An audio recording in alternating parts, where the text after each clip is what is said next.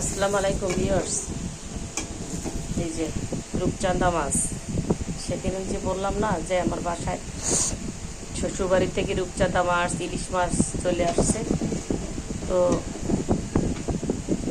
মাছটা একটু কেটে ভালো করে হলুদ লবণ দিয়ে ধুয়ে একটু ভেজে নিলাম। হলুদ লবণ মরিচ দিয়ে হালকা একটুভাবে ভেজে নিলাম। এখন এই যে মশলা কষাচ্ছি। মশলা কষানো হয়ে গেছে, 2বার কষানো হয়ে গেছে। এখন একটু ঝোল দিয়ে তার উপরে দিয়ে দিব, মাখা মাখা খাবো এটা।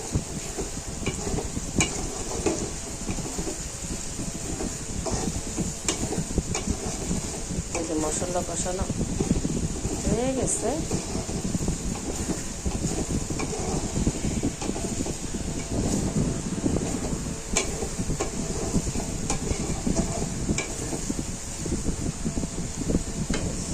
একদম হোটেলের মতো মাখায় কষায় রান্না করতেছি।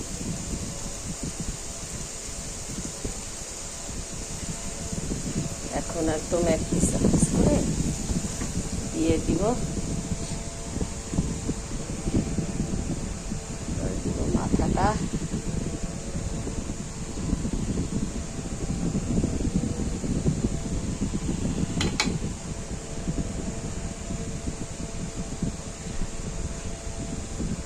আমার আবার মাছ কাটতে যায় হাতটা আবার কাটিয়ে গেল, এই জন্য খুব আস্তে আস্তে দিচ্ছি। তাহলে বোঝেন অবস্থা, কত কষ্ট করতে হয় আমাদের। এক হাত দিয়ে ভিডিও ধরতে হয়। এই দেখেন পোড়ায়ে হাতের অবস্থা 12টা বাজায় দিছে। এই দেখেন, এই যে দেখেন, দেখা যায়, এই যে দেখেন।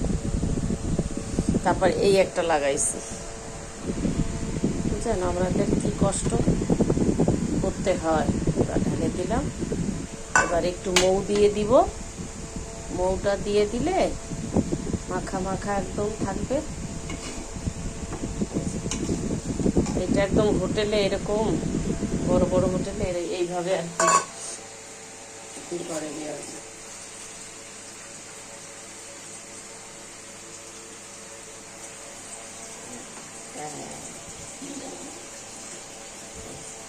একদম মাখা মাখা হবে। এবার ঢেকে দিব। ডুবা জলে থাকবে। তবে ভিউয়ার্স, আমি মাছটা কিন্তু একটু সয়া সস দিয়েছি। হলুদ লবণ মরিচ একটু মশলা, জিরা বাটা রসুন বাটা প্লাস হচ্ছে আপনার একটু এলাচ দারচিনি লবঙ্গের গুঁড়া, এইটা দিয়ে আমি কিন্তু ম্যারিনেট করে রাখছি। কিছুক্ষণ ম্যারিনেট করে রাখার পরে আমি কিন্তু তেলের উপরে হালকা ভেজে তারপরে এই যে রান্না।